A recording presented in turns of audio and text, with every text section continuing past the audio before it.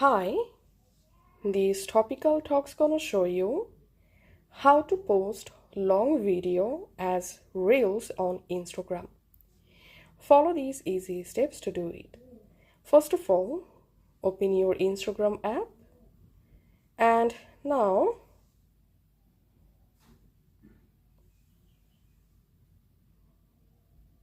tap on this plus icon and here you have to select post and then from your gallery scroll down and search for the long video that you want to add as reel.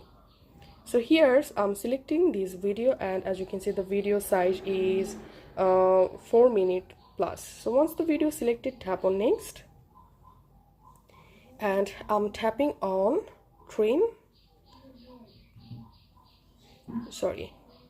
I'm tapping on the video and here as you can see the video length is 4 minutes 15 seconds.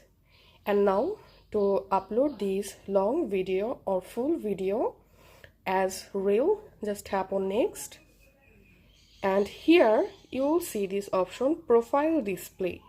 So all you have to need just tap on profile display and here where can this reel be seen on your profile, you have to select reels grid only. You can add this reel to your main profile grid at any time.